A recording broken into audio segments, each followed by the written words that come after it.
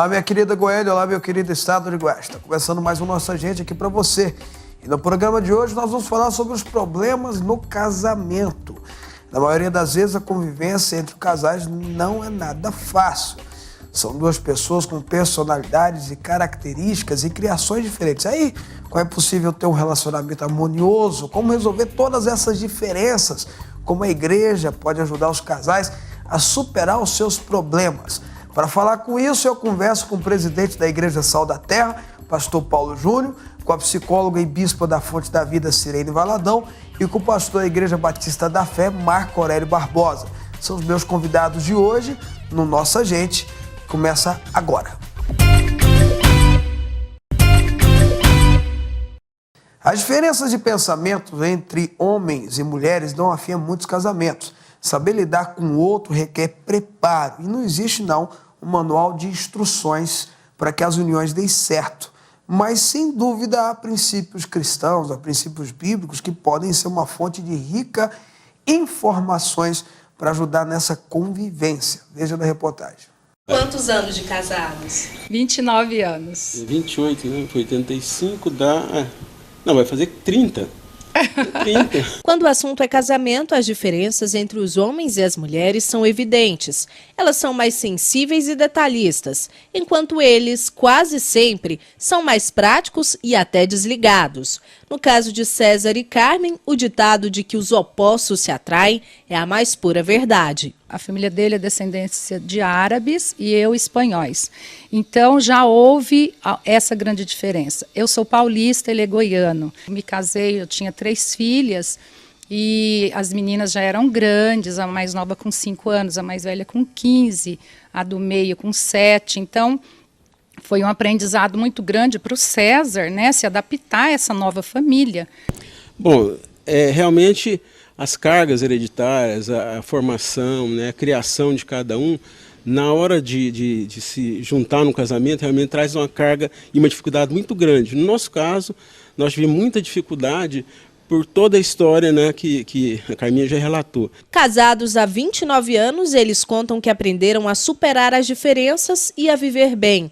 Com 5 filhos e 4 netos, eles olham para trás e chegam à conclusão de que valeu a pena lutar pela relação. Valeu muito a pena, eu faria tudo novamente, mas quero deixar bem claro, foi a minha conversão, hein? Porque eu, como eu era, eu não ficaria casada nem mais 1 mês, 2 meses. Eu acho que vale a pena, né? Vale a pena quando você tem aquele almoço no final de semana, quando você reúne todo mundo, você participa ali.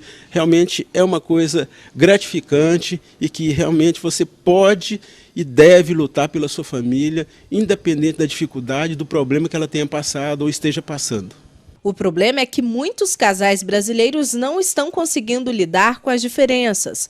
Dados do último registro civil, divulgado pelo IBGE no final do ano passado, mostram que o tempo médio de duração dos casamentos caiu de 17 anos em 2007 para 15 anos em 2012. De acordo com este pastor e terapeuta de casais, os números refletem a realidade de muitas pessoas que idealizam o casamento, mas têm dificuldades de lidar com os problemas. As pessoas sonham com o casamento. Nunca se fez tanta festa, nunca se investiu tanto dinheiro para comemorar o evento. Mas as pessoas esquecem que casamento também é uma realidade, casamento também é um processo de vida, de relacionamento, de maturidade. E aí, quando entra esse choque, né, de sonho e realidade, realmente vem algumas crises. Ricardo e Priscila estão no 1º ano de casamento e sabem bem o que significa superar as diferenças da vida a 2. O maior desafio é você aceitar a diferença do outro e aprender a conviver com elas. É muito difícil, porque se você ficar batendo na tecla todos os dias da diferença, do problema que você encontrou no seu parceiro, você vai criar um atrito muito grande no casamento. Todo dia tem um conflito, né, e é superado normalmente, né? Muito amor, né, dedicação, palavras de afeto, né? Eles contam que, além do diálogo, o apoio da igreja tem sido fundamental para enfrentar os problemas. A gente fez o curso de noivos 1 mês antes de casar, né?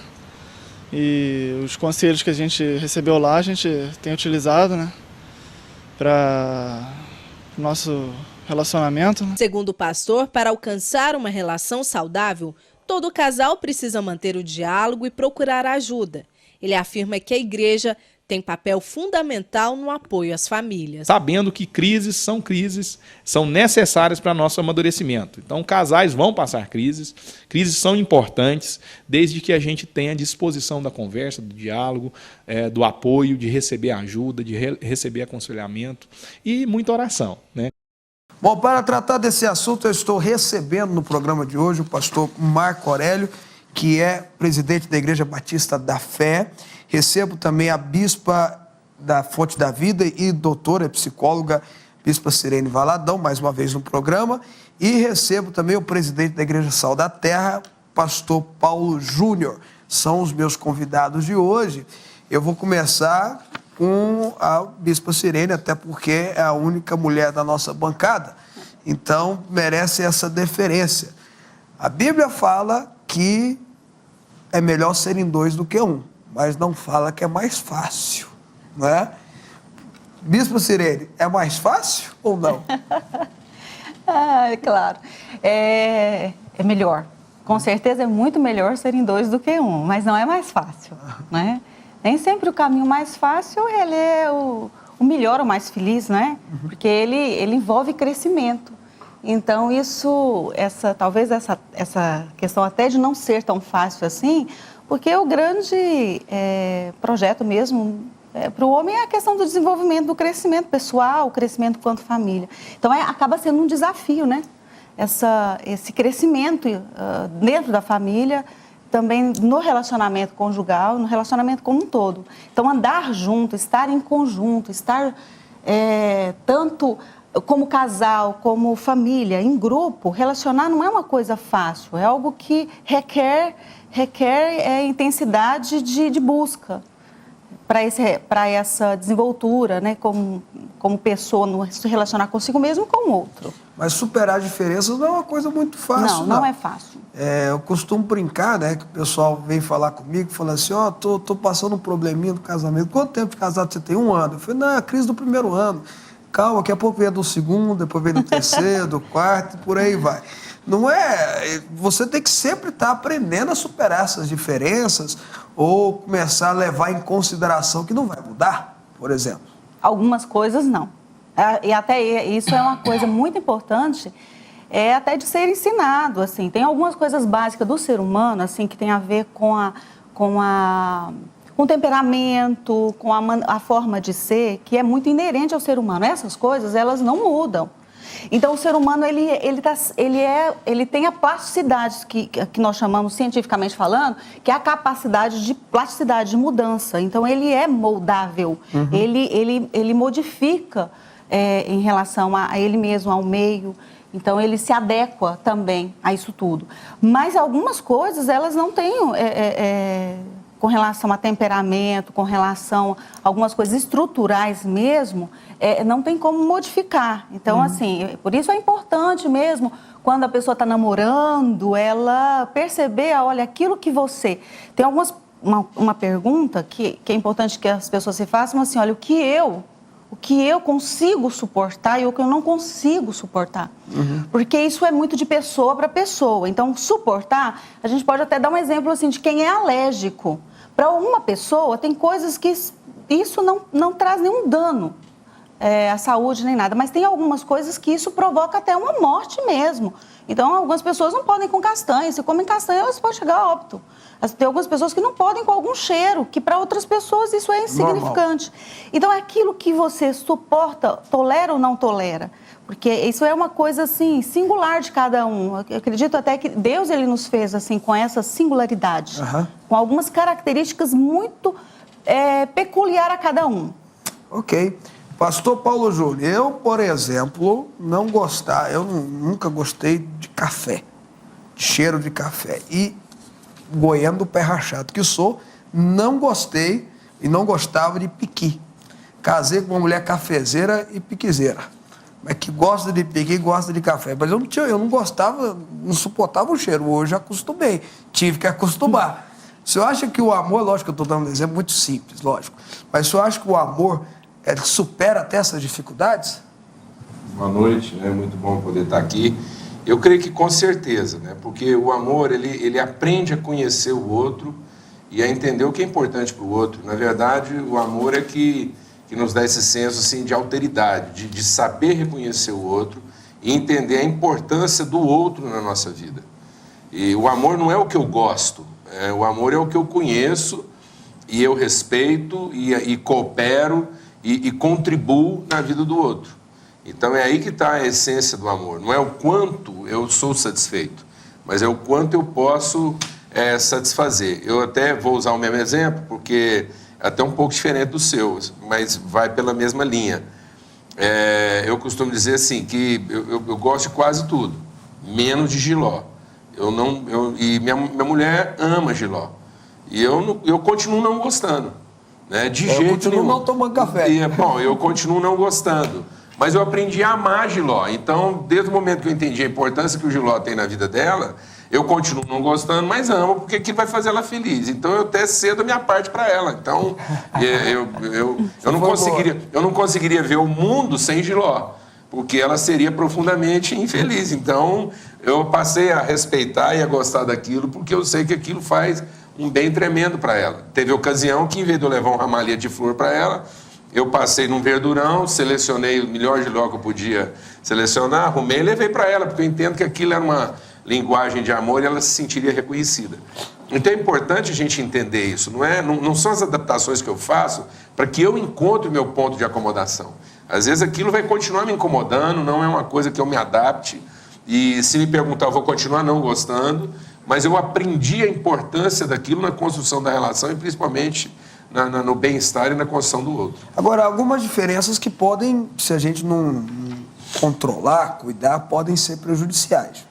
Por exemplo, o marido vem de uma criação, né, dos seus pais, de um jeito, né, X de criação, e a esposa vem de uma criação do jeito Y. Aí vão ter os filhos. Cada um quer importar para o casamento dele, para o casamento deles, né, aquela criação que recebeu. Um mais liberal, outro mais duro, mais linha dura e tudo mais. E aí começa a ter os conflitos. Bom, quando chega na hora de ter o conflito, quando alguém não suporta o cheiro, o gosto de jiló de jeito nenhum e a outra quer jiló, o que fazer, pastor? É importante entender a diferença entre o que é diferença e o que é incongruência. Então, as diferenças são formas distintas, singulares, peculiares, de perceber a mesma coisa, mas que contribuem para o mesmo fim. Agora, incongruências são divergências que se opõem e que conflitam no sentido de comprometer o processo e a relação. Então, às vezes eu carrego coisas na minha vida que são incongruências, são manias, são características, são estilos, são meios e modos que precisam ser revistos. Então, eu tenho diferenças com a minha esposa simplesmente pelo fato de que eu sou homem e ela é mulher. Então, essas diferenças vão permanecer e elas concorrem para o mesmo fim. São formas distintas de perceber, são formas distintas de ler, de ver a coisa por ângulos e percepções peculiares. E isso concorre. Agora, o problema é que quando eu tenho situações que são incongruentes, elas competem. Então, não pode haver competição dentro da relação, mas pode haver concorrência. Ou seja, uma forma de perceber, de entender, que estimula, que promove, que induz ao mesmo fim, ao mesmo propósito. Então, na medida que eu entendo que essa percepção distinta, diferente, é concorrente, ela contribui, ela coopera, está tudo certo. Agora, se eu quero manter coisas que são incongruentes, não são pertinentes, né, não fazem parte da relação, é apenas uma mania que eu tenho, é um estilo que eu mantive até como forma de sobrevivência, aí isso não tem nada a ver com diferença. Isso tem a ver com algumas coisas que precisam ser lapidadas, removidas, para que a relação em si seja privilegiada. Perfeito. Pastor Marco Aurélio trazendo o senhor para a nossa conversa, seja bem-vindo ao programa. Pastor, tinha um livro, um ditado popular antigo, era um livro, né? Os homens são de Marte, as mulheres são de Vênus, ou o contrário, né? Dizia isso e eu gostei do que o pastor Paulo Júnior falou aqui. Nós já somos diferentes, só o fato de ser homem e mulher, já é diferente. Deus já criou diferente, né? Na hora de você colocar essas diferenças básicas, vou dar um exemplo claro. Estamos chegando à Copa do Mundo aí. A grande maioria dos homens já está eufórico esperando os jogos e tem aqueles mais viciados que assistem até Irã versus não sei das quantas, não fica só concentrado no Brasil. E as mulheres geralmente vão torcer só pro Brasil e olha lá, né? Não tem essa vontade toda no futebol, essa concentração toda no futebol. Como eu não deixo essas coisinhas de homem, essas coisinhas de mulher atrapalhar o relacionamento? Bom, boa noite a todos os ouvintes aqui da Fonte TV. Fábio, a vida é um aprendizado, né? Nós crescemos, vamos aprendemos um pouco na nossa infância, um pouco na nossa adolescência, começamos a namorar, aprendemos outras coisas, nos casamos e aí vem o aprendizado mais complexo. Conviver com tudo isso que já foi falado aqui, mas com a pessoa que nós declaramos que amamos, né? Aí administrar isso nas coisas mais simples da vida faz toda a diferença. Eu acredito que os exemplos que foram dados aqui foram muito bons porque é justamente nesses pontos pequenos que começam as divergências, né? Os conflitos. E administrar os menores pode favorecer muito na hora de administrar os grandes conflitos dentro de um relacionamento. E começa aí, eu gosto de futebol, você não gosta, né? Eu gosto de café, você não gosta. Eu gosto de jiló, você não gosta. Então, acho que a grande capacidade que o amor nos dá de podermos entender quem nós amamos, de podermos saber lidar com quem nós amamos, é uma ferramenta que muitos casais precisam aprender a utilizar constantemente. Amor, como diz a Bíblia, né? Tudo suporta, tudo crê, tudo sofre. Tudo espera. Tudo espera. E a gente precisa aprender a viver isso no cotidiano, né? Eu tenho que me adaptar, como foi bem dito aqui, a essa relação em primeiro lugar de amor, né? E aprender a conviver de forma harmoniosa. Vai chegar a hora em que eu tenho que ceder o espaço. Vai chegar a hora em que eu tenho que dizer, olha, isso aqui é meu momento. E o outro tem que entender isso. Então, quando chegar na Copa, pode ter certeza, sim, vão ter muitos conflitos, mas o importante é que nessa história toda, o amor precisa prevalecer. Eu acredito que esse sentimento, que com certeza é o que iniciou o relacionamento, que levou ao casamento, ele precisa prevalecer, evitando esses pequenos desgastes. Pastor, mas e quando a diferença é prejudicial? Tem diferenças aí que acabam prejudicando o casamento, né? Não seria sábio buscar uma forma de superar ou até a própria pessoa mudar? Exatamente. É uma coisa interessante, não é uma cultura nossa buscar ajuda, né? Não é. Eu acho que a doutora aqui pode até falar um pouquinho logo após a respeito disso, de que os casais na nossa cultura aqui no Brasil não buscam ajuda com psicólogos, não buscam ajuda até mesmo dentro das nossas próprias igrejas. Tem muito preconceito ainda, Tem muito preconceito. A ideia básica desses pontos em que parece que não há uma solução é que chegou num desgaste em que há uma necessidade de ajuda. E o casal precisa reconhecer isso. Nós precisamos de alguém de fora que fale conosco, que nos mostre uma saída, que nos ensine a lidar com essa diferença brutal que está desgastando e complicando o relacionamento e o casamento. Sim, existem conflitos dificílimos de serem lidados. E quanto mais eles são adiados, pior fica. Então, eu acho que a ideia básica para esses conflitos é busque ajuda, né? Temos muitas comunidades terapêuticas, temos profissionais e não temos a cultura, né? O homem, principalmente dentro do casamento, ele entende que ele não precisa de ajuda. Você vê, isso é um exemplo pastoral, né? Dentro das nossas igrejas, as mulheres buscando ajuda de uma forma primária, ou seja, elas vêm primeiro, elas pedem uma oração, elas pedem um conselho, né? Eu acredito que nos consultórios também as mulheres forçam um pouco essa participação do marido numa terapia, num aconselhamento. Enfim, há uma necessidade de mudar isso aí. Todos nós precisamos de ajuda naquilo que nós não conseguimos resolver. E eu acho que no casamento, para preservar o casamento, vale a pena. Ok, vou perguntar então para a Bispa Sirene, que também é psicóloga, quando o casal, por exemplo, está nos assistindo agora, percebe que está na hora de buscar ajuda. Tem que Agora o sinal vermelho está piscando aí. Você tem que fazer alguma coisa. Quando a coisa se torna intolerável, né? O conflito vai se tornando tão intolerável que isso viabiliza a relação. Engessa o relacionamento, engessa individualmente.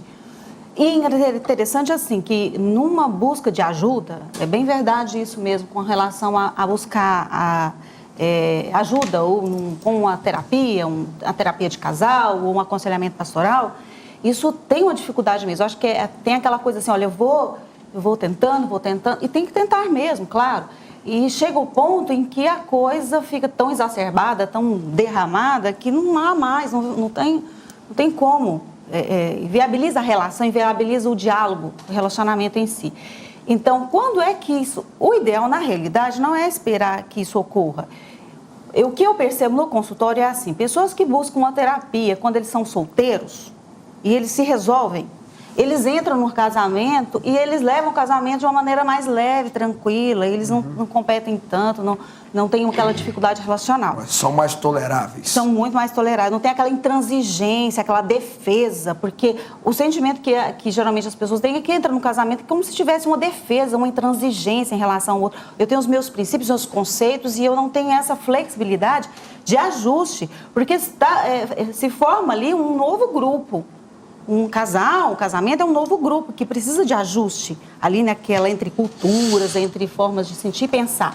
Então, se há essa intransigência, dificulta demais. Quando você tem um compromisso, eu estou extremamente compromissado com o meu processo de crescimento, eu quero crescer, eu quero desenvolver. Então, na medida que eu me sinto assim, compromissada comigo mesmo, e aí você entra num casamento com essa consciência de que eu também entro para o casamento, compromissada com o crescimento da família, do casal. E isso traz uma mudança incrível. Mas, assim, é claro que a maioria das pessoas, elas buscam uma terapia, um acompanhamento terapêutico e tudo mais, quando a coisa está muito ruim, já está, assim, próximo de um divórcio. Ou quando isso não ocorre, pelo menos assim, quando tem um desgaste enorme que a pessoa não está conseguindo mais lidar com aquilo. Antes tarde do que nunca, né? Antes tarde do que nunca. Se não quer buscar no começo, o negócio tá feio, é melhor do que divorciar. Melhor do que divorciar, com toda certeza. E um divórcio ele só ocorre por conta de uma intransigência, porque não há a flexibilidade de tentar ver. Achei muito interessante quando você colocou a questão do café e do piqui, porque são duas coisas que têm um cheiro forte. E que, de fato, se você não se adaptou a isso, porque geralmente as pessoas tendem a se adaptar. Tem coisas que não dá para adaptar, porque é possível até que o seu organismo tenha mesmo uma certa aversão e talvez até uma alergia. Pequena, mas sim. Então, tem aquela coisa de que você... mais primitiva, que nós temos, que a gente tem que considerar, que é aquela coisa do instinto. Alguns cheiros você sente que aquilo não vai te fazer bem. Aquilo pode prejudicar a sua saúde. Para algumas pessoas, elas podem comer tal coisa e não faz mal. Para outras pessoas, sim. Então, é possível que isso, quando você não tolera mesmo, não é uma coisa de... Porque você pode lembrar que quando a gente é criança, tem muitas coisas que nós não gostamos. Depois a gente passa a gostar.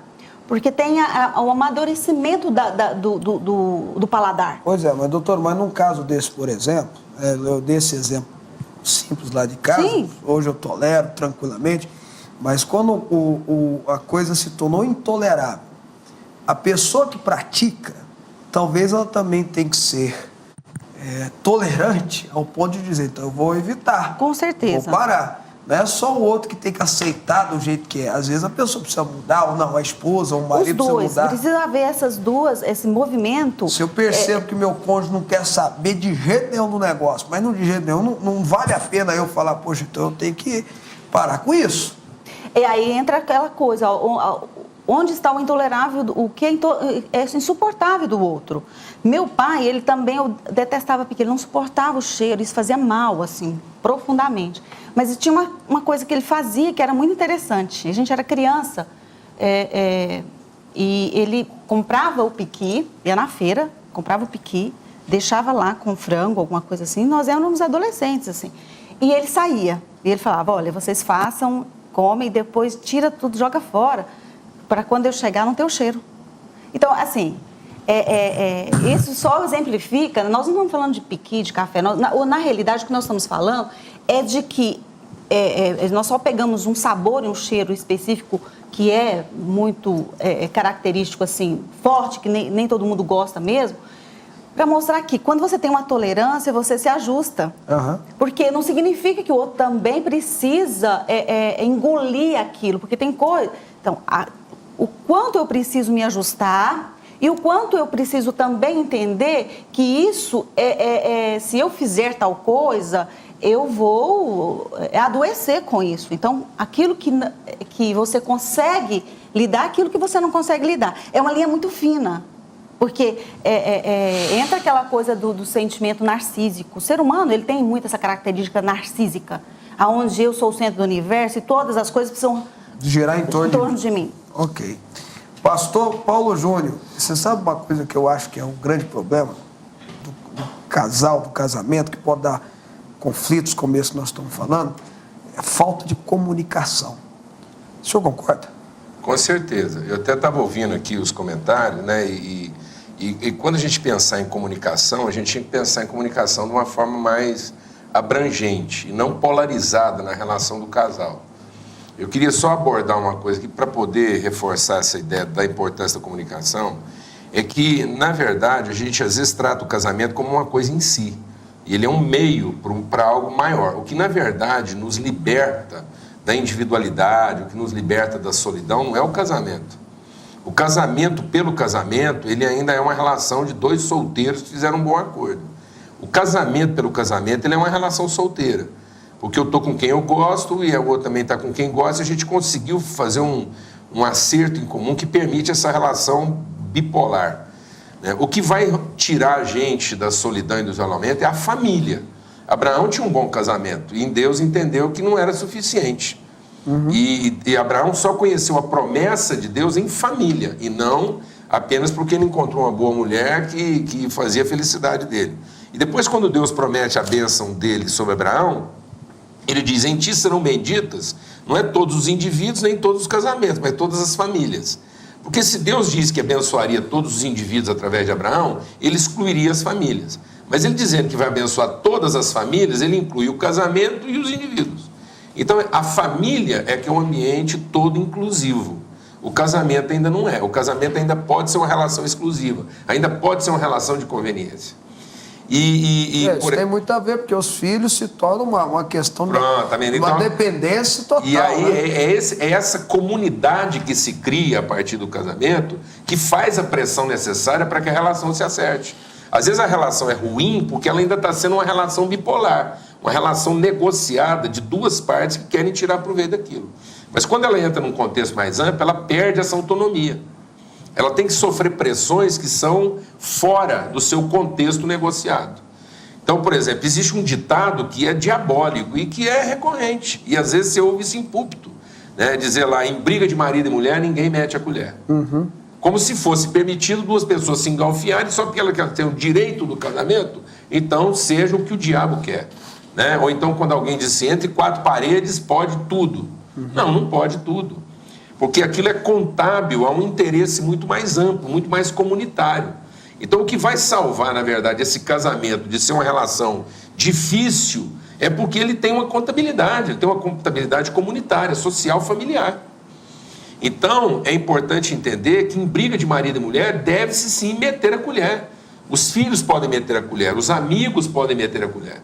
Então, muitas vezes, o que vai salvar a gente das diferenças são boas amizades, em que essa terapia ela não vai ficar só localizada a partir do momento que o problema se tornou insuportável. Às vezes ela pode ser uma realidade terapêutica muito mais homeopática. Até porque, pastor, ninguém pode bater no outro. Pronto. Né? Ninguém pode matar o outro, né? A grande revolução da violência em Nova York, há anos atrás, que a gente testemunhou, que Nova York chegou ao limite de violências, a revolução lá começou porque eles entenderam que a violência começava dentro do ambiente doméstico. Então a campanha de tolerância zero não foi uma tolerância zero na rua, foi uma tolerância zero de violência familiar, doméstica entre marido e mulher.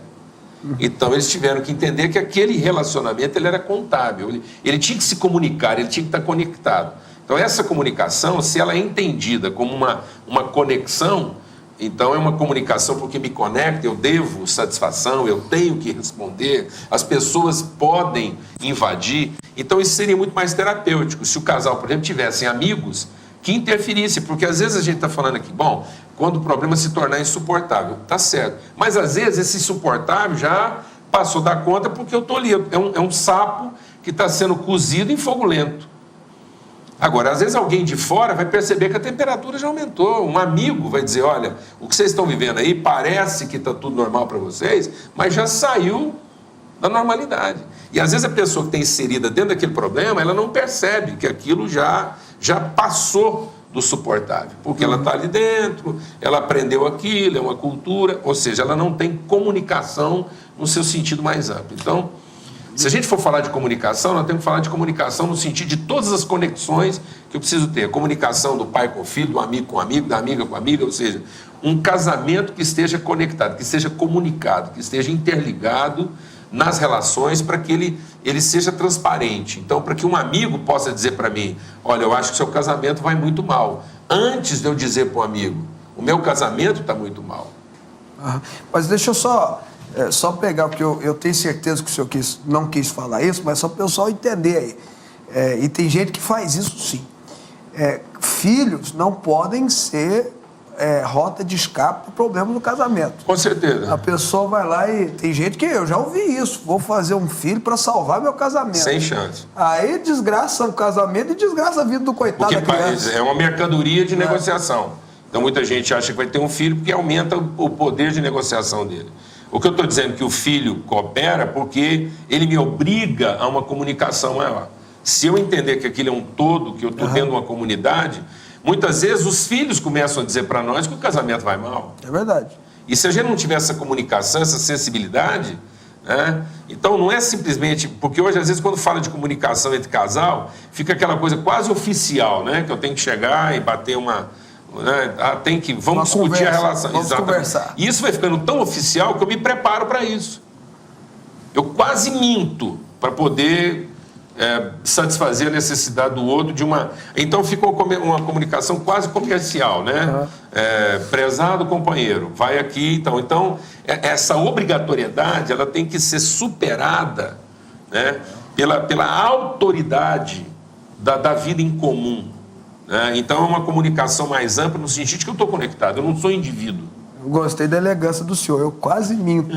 É porque tem gente que não quase mente, não, meu pastor. Mente mesmo. Mente. Ele se prepara para uma discussão em que ele vai mentir para poder se salvar no debate. Tá certo. Pastor Marco, a comunicação mais importante, além do marido, esposa e com os filhos, é a comunicação da família, do casal com Deus. Ter essa comunicação com Deus, trazer Deus para meter a colher no casamento, faz diferença, pastor?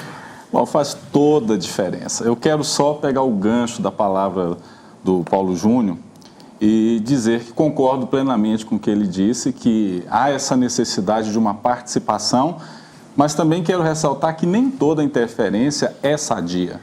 Né? Às vezes a gente percebe que pessoas entram na relação para falar na relação dos outros, sem ter sabedoria para isso e acabam complicando mais o processo. Com certeza. Então, é importante que o casal ouça os amigos, ouça a família, né? A minha família, por exemplo, é muito comunicativa em relação a problemas, mas é necessário também que o casal filtre essa participação. O que é bom e o que não é bom. Escolher bem os exemplos e escolher bem quem vai ouvir conselhos. Exato, os bons conselheiros, né? Aquela pessoa que verdadeiramente tem um interesse em que o casamento prossiga, em que a família esteja bem, porque a gente vê hoje muitos interesses nocivos em relação a relacionamentos e a casamentos. Né? Muitas e muitas vezes nós ouvimos de casamentos e administramos muitas situações assim, que chegaram ao divórcio em função de pessoas que falaram isso, o outro falou aquilo. Não, responde na mesma moeda, foi o conselho que foi dado por um amigo. O que é isso? Quem manda em você é sua mulher. Se vinga. Se vinga, faz aquilo. Então, é importante que haja comunicação, mas é mais importante ainda filtrar essa comunicação para que você receba as informações que são boas. Então, procure bons conselheiros, procure pessoas amigas, verdadeiras, que amem vocês e entendam que vocês estão precisando de ajuda. Em relação a Deus, é imprescindível. Eu acredito que esse relacionamento chamado de casamento, ele só consegue atingir a sua perfeição, o seu ápice, só consegue construir as suas melhorias, só consegue gerar essa adaptação toda que nós estamos fazendo aqui em Deus. Sem Deus nesse processo, nós esbarramos nas nossas limitações, nós esbarramos nos nossos próprios conceitos, nós esbarramos no nosso temperamento, nós esbarramos nessas coisas que nós falamos aqui, no cheiro disso, no gosto daquilo, eu não gosto desse programa, você não deixa eu ver meu jogo. Né? Uma bobagem vira um problemão. Exato, então a palavra de Deus em nós e principalmente no casamento faz toda a diferença. Né? A gente percebe que quando um casal ele está muito próximo a Deus, muito conectado a Deus em espírito, ele também consegue conviver muito melhor com todas as suas diferenças. Então, comunicar com Deus e comunicar de forma conjunta, né? O senhor sabe uma coisa que eu acho que Deus traz para a vida das pessoas? Deus traz tudo, lógico, mas uma das coisas que a gente pode mencionar agora no programa que faz bem para um casamento e faz bem para qualquer área da nossa vida é que Deus nos põe limite. Exatamente. Quando eu tenho temor de Deus, quando eu não acredito em Deus, quando eu tenho um limite, eu mesmo estabeleço um limite, porque eu quero não só agradar a minha esposa ou agradar a minha sociedade, a minha família, enfim, porque eu tenho uma reverência com Deus também. Exato. E isso pode trazer, por exemplo, um conflito limite do que eu vou falar, do que eu vou fazer, do que eu vou agir. Estou certo ou estou errado? Está corretíssimo, né? Deus como um fator de limitação. Até onde eu posso ir nesse processo de conflito? Ou seja, até onde eu posso elevar o meu tom de voz? Eu acho interessante essa colocação, porque o temor, que é uma palavra muito pouco usada e deveria ser mais utilizada, o temor gera respeito. O temor gera essa linha invisível que causa esses limites, que provoca esses limites dentro de uma relação que impede o outro de ofender, de agredir, de faltar com respeito, de não se importar com quem está ouvindo, ou com quem está perto, ou com o que vão dizer ou falar. Então eu acredito que Deus traz isso, traz esse temor. Agora, essa comunicação com Deus, geralmente, Bispo Fábio, ela é feita unilateralmente. Infelizmente, na maioria das vezes, um dos cônjuges está buscando Deus fervorosamente, o outro nem tanto. Geralmente é a esposa, vou falar a verdade, né, pastor? É verdade. Aí você vê um ali buscando, procurando viver dentro de um padrão de comunicação com Deus para a sua relação, para o seu casamento, para a criação dos seus filhos, para a convivência em família, e você percebe o outro lado assim, não, já que você já está fazendo tanto, eu vou ficar mais confortável aqui. Então é importante que não só a comunicação do casal tenha todo esse âmbito que foi colocado aqui, né, a comunicação entre o casal, filhos, família, mas a comunicação do casal com Deus, em Deus. E ela não pode ser de um lado só, os dois precisam buscar isso. Doutora Cirene, Bispa Cirene, a igreja está preparada, a igreja que eu digo de modo geral, como Cristo, para ajudar casais em conflitos? Olha, a igreja, de modo geral, assim, eu penso que a igreja, quando ela vai buscando, ela busca mesmo todo esse apoio bíblico mesmo. Por que eu digo apoio bíblico? Porque, às vezes, a pessoa também, às vezes, existem algumas igrejas que, às vezes, vai se distanciando mesmo daquilo que vem da palavra de Deus. Geralmente, a pessoa tem ali uma base muito boa para ajudar o casal. Uhum. Porque você vai buscar ali na Bíblia, né, vai buscar em Deus esse suporte, e com certeza a Bíblia ela ajuda muito. Se a pessoa ela começa a exercitar os princípios bíblicos que estão ali na Bíblia, é claro que ela vai ter um recurso muito maior para lidar bem com tudo na vida. Não só com o casamento, com os filhos, de modo geral, com qualquer coisa. Então, aí entra também aquela coisa mesmo do comprometimento que a pessoa tem consigo mesmo de crescimento, o comprometimento que nós falamos com relação à família, ao grupo, à estrutura, e pensando que isso tudo é um exercício diário, porque quando foi dito até aqui em relação à comunicação, que essa importância de buscar essa comunicação, né, é extremamente necessária essa comunicação com Deus, esse vínculo, né, com Deus e essa comunicação com as pessoas que estão ao nosso redor, no sentido de ampliar isso. Eu vou ampliar a intensidade da comunicação e construir essa relação em pequenas coisas, como, por exemplo, o casal que eles falam de qualquer coisa, eles compartilham um sentimento, compartilham um acontecimento do dia a dia, fazer disso uma rotina, sabe? No dia a dia, enquanto um está arrumando, o outro está ajeitando alguma coisa, ou compartilhando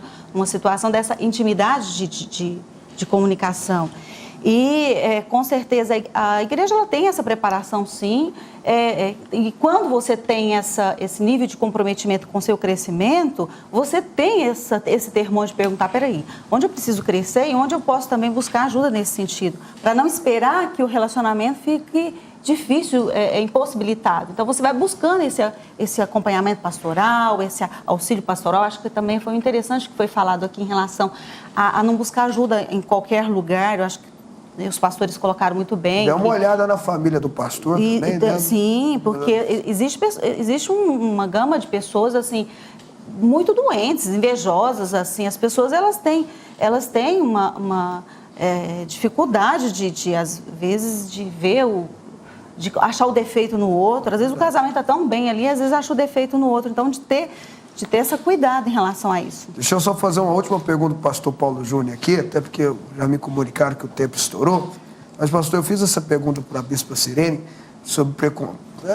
Até porque existe um certo preconceito. Não é só o preconceito na hora de buscar ajuda, mas o preconceito de alguns líderes de dar a ajuda ou indicar a ajuda para esse casal, de dizer assim, olha, às vezes eu não dou conta de ajudar você, vamos procurar alguém que dá conta, alguém especializado, alguém que entenda, etc e tal. Existem cursos que podem ajudar você, mas tem muita gente que fala, não, vamos orar.